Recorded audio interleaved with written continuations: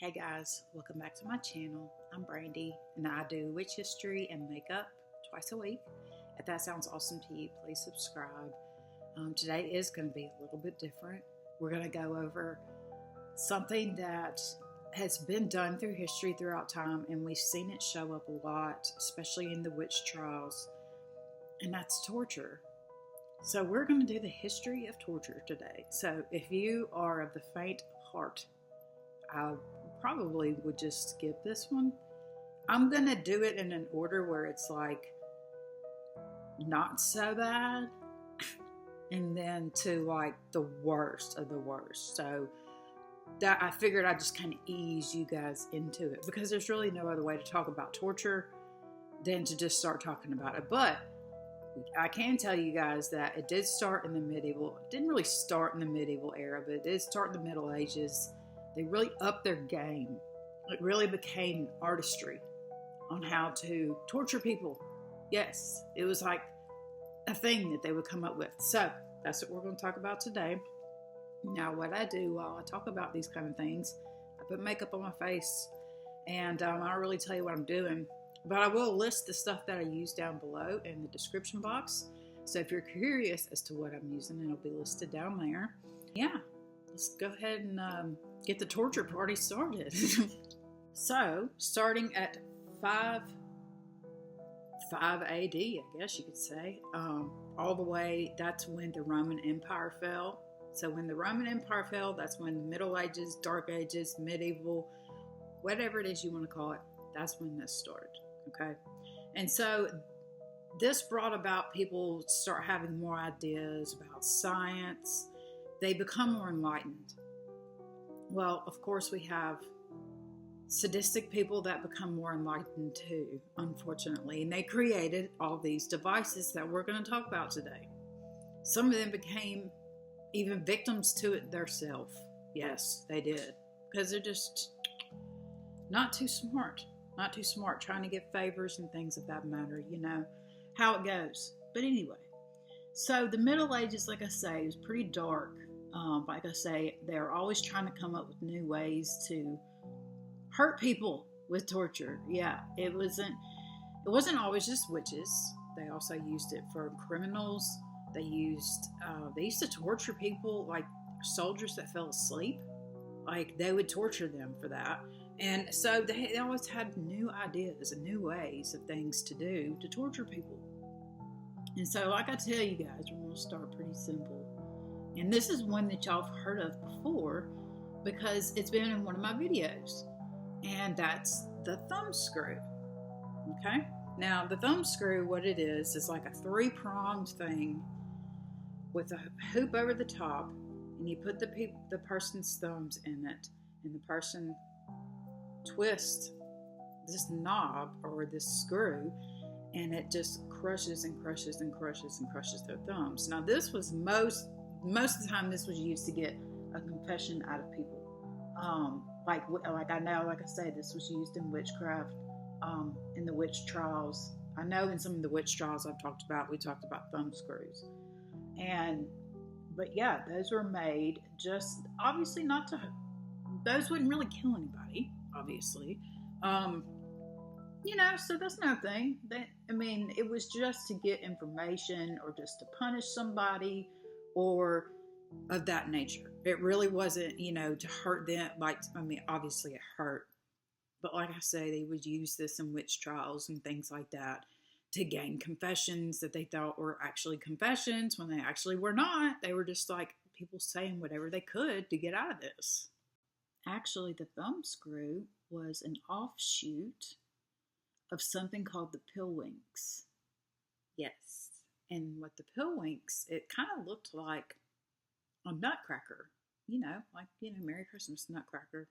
And the Russians created it, but instead of doing just the thumbs, it was all the fingers.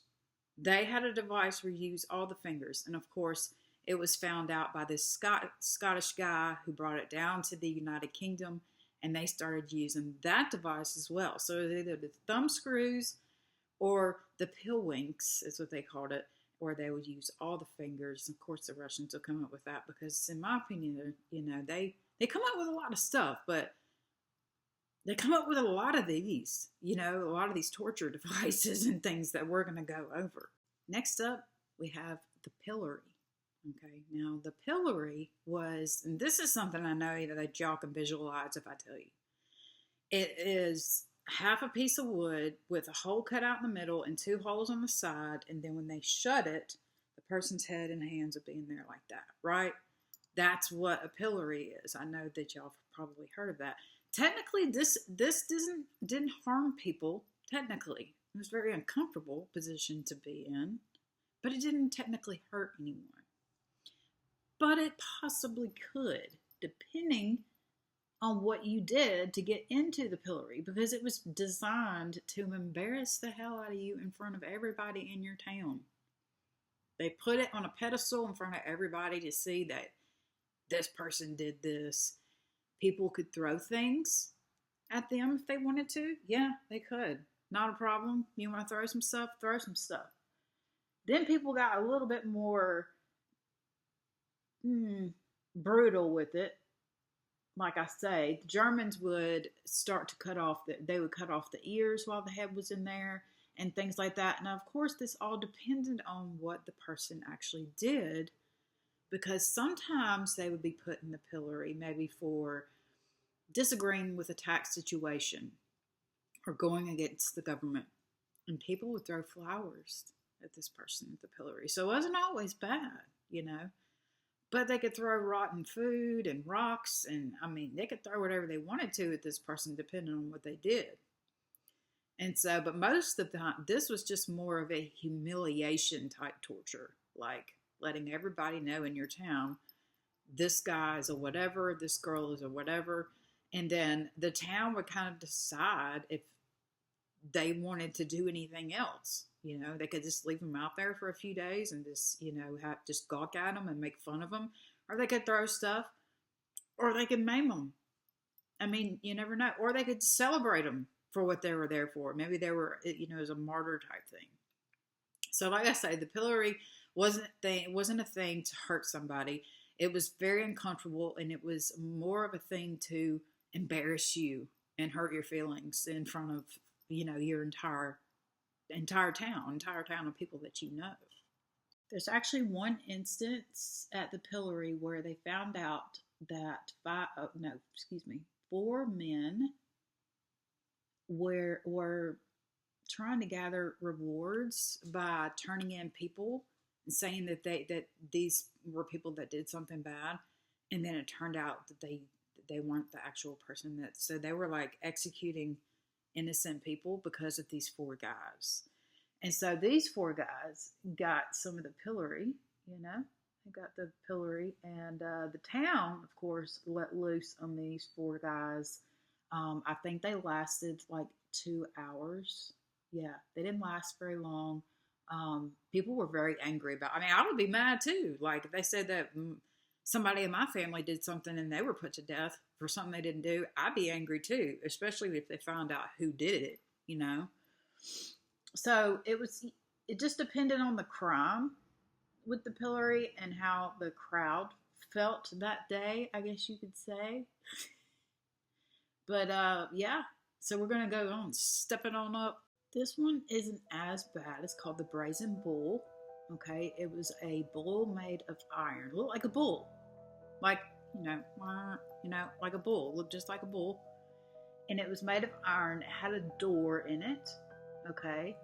And a man created it because he was trying to get in favor of the king at the time. And this guy's name was Perillus. And he was trying to get in the favor of Valerius of Argentina. Something like that. I'm sure I'm saying that completely and utterly wrong. But anyway, so this guy develops it. And what you do is you put somebody in it and then light a fire under it. And it would slowly, of course, burn them to death. But at the same time, it wasn't so gruesome for the crowd. You see how things are starting to evolve over time.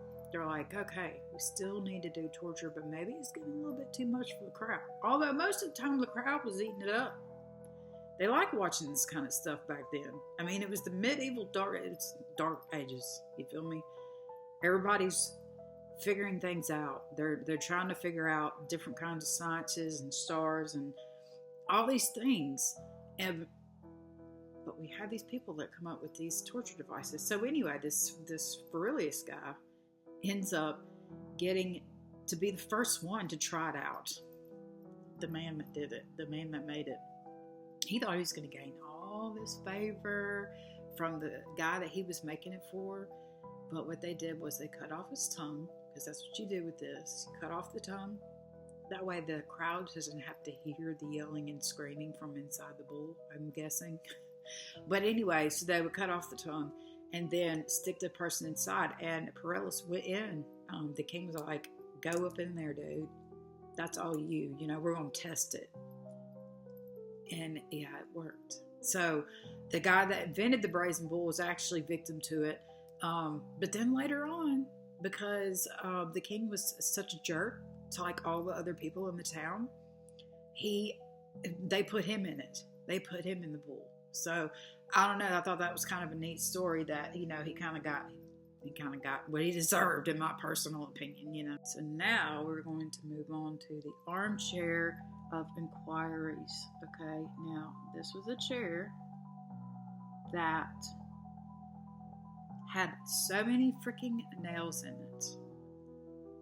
Nails on the arms, nails on the seat, on the back, plenty of nails. I mean, this thing had many, many names.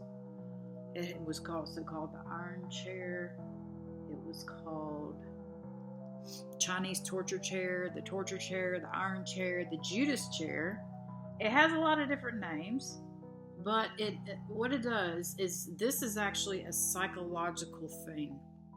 Okay, so the person who's the suspect that they're trying to get information out of would watch as they would place somebody on this chair. Yeah, make them sit on this chair where there's 50 to 1,500 spikes.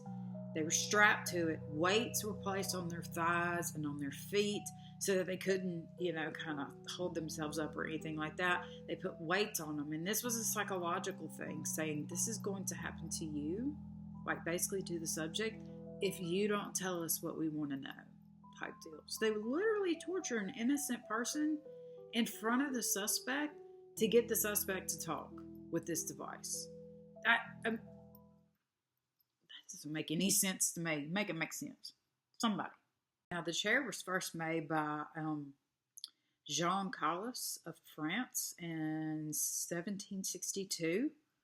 There were several other things that you could do. You could light a fire under this chair. Now, think of the thumb screws and things we talked about before.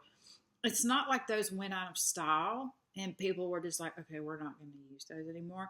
They would add on stuff. So maybe you're sitting in the chair and you're strapped down, but you also have the thumb screws on, or something like that. The torture just gets a little bit more and more and more as we progress through the story, unfortunately. And I've saved the worst for last, so stick around. Now we have the rack. Yeah, I know y'all have heard of the rack. Everybody's been watching Game of Thrones and all that stuff. So the rack is basically just a bed of nails. And I mean, it could be nails. They could put nails under it. They could also light a fire under it if they wanted to. But what they would do is lay somebody down, and it looks like a bed. And of course, basically tie ropes to their arms and to their legs and stretch them out. Stretch the person's limbs out. This is also known as being broken on the rack, racked, stretched on the rack. It has a bunch of different names.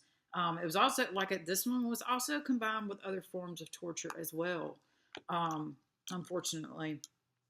And limbs could be torn off by using this machine, obviously, because they use a crank and they're turning the rope, and the rope is just getting tighter and tighter and tighter, and the person's arms and legs are just going. And if they wanted to, they could whip somebody apart doing that. Most of the time, they're just doing a little bit at a time, try to coerce some kind of confession or whatnot out of them.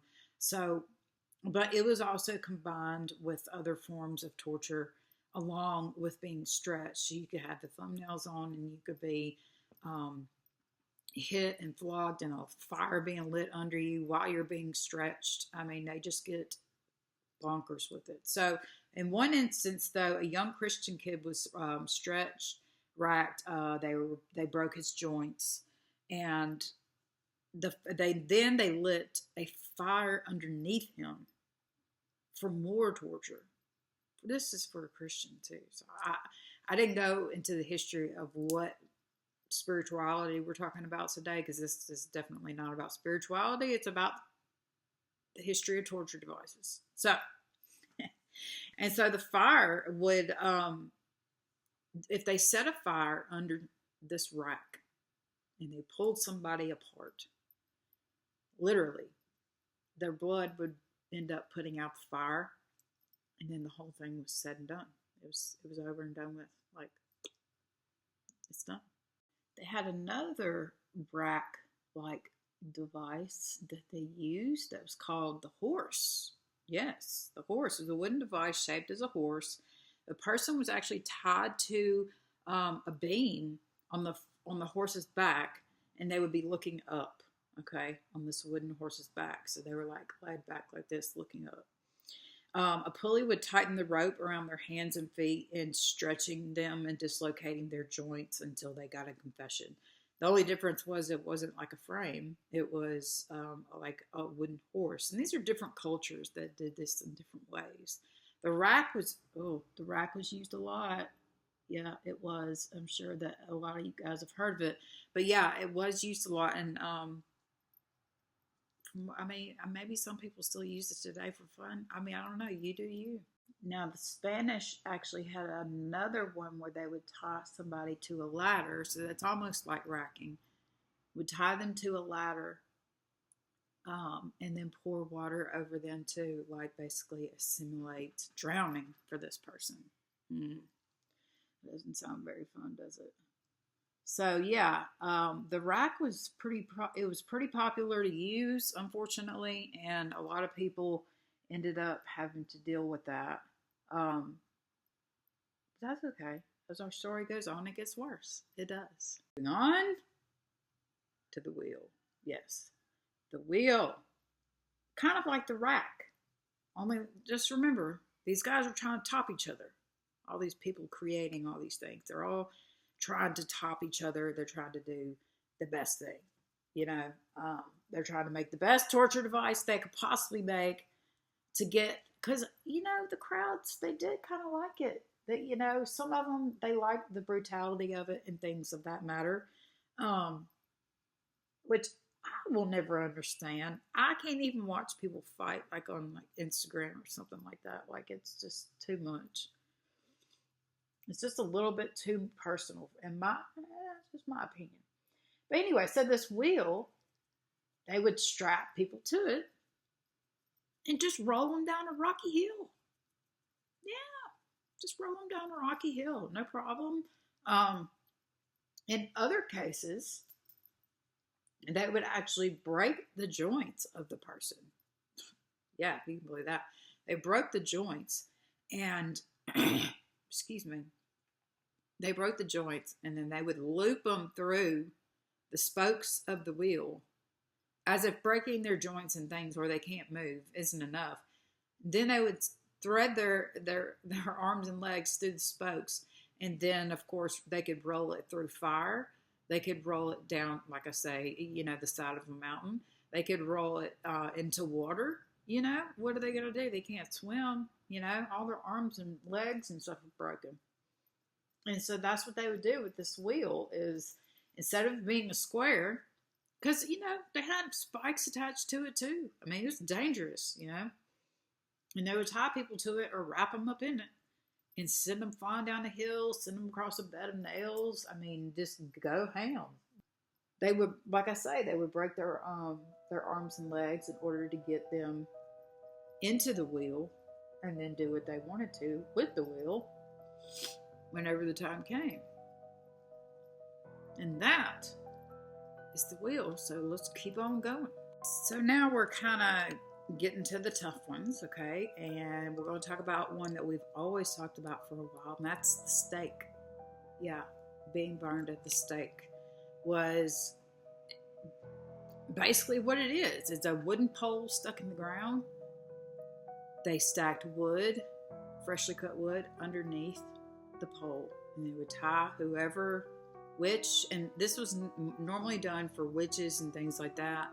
They would tie them to it and then set the pile of wood on fire. Okay.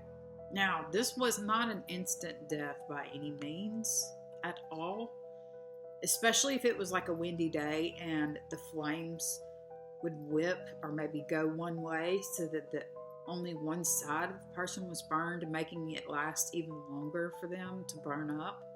So if it was a windy day, it's going to be a while before you're burnt up because, the flames are being whipped around by the wind.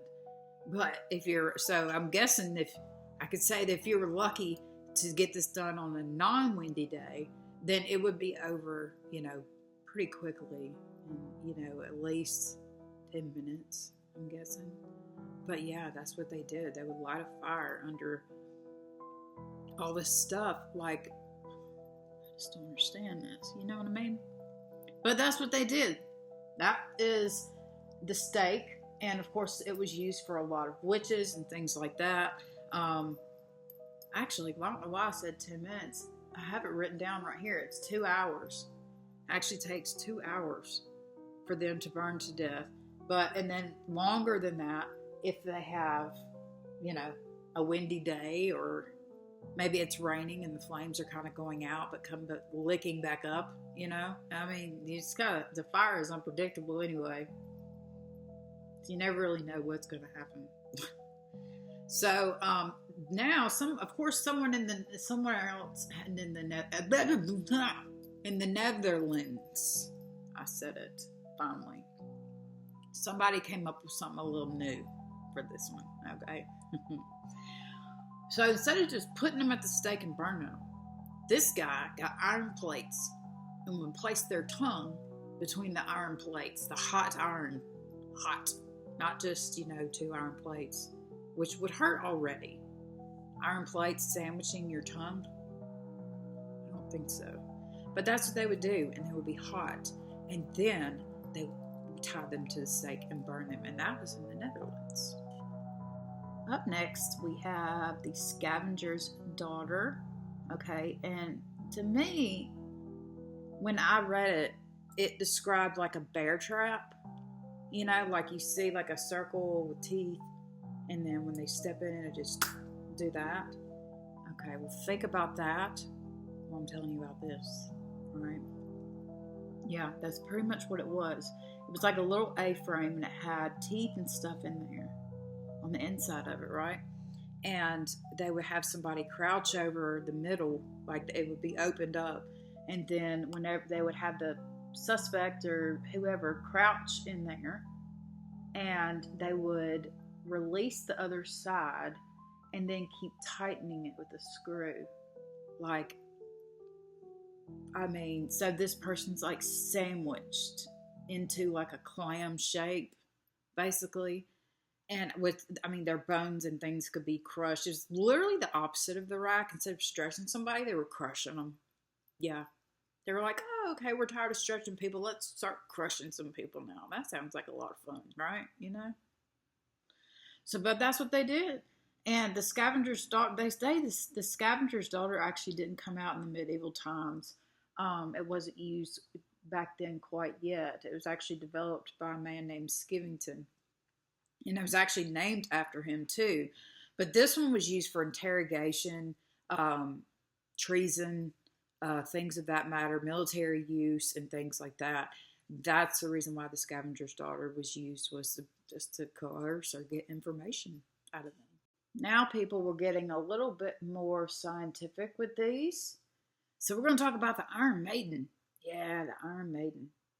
Now, I had heard of it, but I didn't know much about it until I got to read about it. And the Iron Maiden is basically, it looks like a huge casket, you know what I mean? But it's not. But it's metal, and it has spikes in it, of course. And there are 13 spikes on one door and 8 spikes on the other door. So there's double doors. And they make people get inside. There's always 2. Now, before I say that, these spikes were strategically placed like this, okay, so that they would pierce vital organs when they shut the doors. Now, they were very, very short, these spikes. So they would pierce the organs, but it wouldn't kill them like immediately. It would not, no. It would slowly bleed to death through every single organ they have in their body, liver, heart, whatever, would be pierced by these stakes in the Iron Maiden. And then, now the Spanish came up with one, and they called it the Virgin, okay? And I thought something else at first, I guess because I have I'm perverted, I'll just go ahead and say that. But they named it that because of the Virgin Mary, and the Spanish did this. They're the ones that added the 2 spikes in the eyes. Yeah, so they took it up into their knowledge, you know what I mean? And I'm telling you, all these dudes are all trying to outdo each other by inventing all these things. You know, that's what they're trying to do, which I feel that, you know, we're always trying to outdo each other in some way or form. But this goes on to get it gets so bad. Okay, so here's your disclaimer. It's fixing to get bad. If you think this is bad, it's fixing to get even worse. So, the Iron Maiden, of course, was, they say that it wasn't around, that one wasn't around until the 1700s either, but it was used in Germany. It was used in all different kind of places, in different ways. In Spain, they had a Virgin Mary looking one instead of just like an iron casket, stand-up casket thing or whatnot. So, that is Iron Maiden. Yeah. Hold on to your boobs, ladies. Hold on to them because they're fixing to hurt in just a second, okay? So the next device that we have is the breast ripper. No. Wow. Yes, it was the breast ripper. And what they would do, of course, they would only use this for women, right? You know? It was especially cruel, and it was used to destroy their femininity. I can't believe I said that right. Everybody give me a hand. Seriously. I said that right. Anyways, so their femininity, they were trying to take that away from them. And so, of course, these men thought that by snatching their tatas off, that was going to be torture enough for them. You feel me? Torturing women, especially sexually, has gone back to even to the Roman Empire. We all know this. It's always been around. It's always been a thing. But for some reason, they were kind of obsessed with breasts there for a while. And they were using these they had little clamps on the end that would clamp onto the skin. And it had like a chain between them, and they would rip it. And that would take off whatever it was attached to. It pierced the flesh. They tied the victim to the wall, and then the claw would forcibly pull away and like shred it to pieces. It was used for both punishment and for interrogation, and they also used it to brand unmarried women that had children. Yeah, they would rip the breast from them. If you had children and you were not married in a certain time, they would use this device on you. Oh, I know. Now you're hugging them hard, huh? Yeah, I bet. Mm-hmm. And that's not, I'm sorry, but, you know, we do have the breast men, but we also have the other men, too, that we have to discuss as well. Okay, so we're on these two. I don't know. I honestly didn't know which one was worse. So we're just going to go with the one that's in front of me. And that's the pear of anguish. You're going to clench. You will when I tell you about this one. Okay, so it was used in the mouth for heretics. It was used in the downstairs of women if they were witches, and if you were homosexual, they would use your back door. and put it there. Okay, and what it would do is they would turn this crank, and this thing had these 4 leaves on it. And it starts like this, and then it gets bigger and bigger and bigger and bigger and bigger. Yeah, and bigger and bigger. And it just keeps growing, okay, into this giant pear that has stretched you out. So if you are a witch, I am so sorry, or homosexual, oh my gosh, I'm so sorry. Like oh, that's a lot. You feel me? That's a lot. And so they would turn the key and, you know, kind of keep forcing it to happen.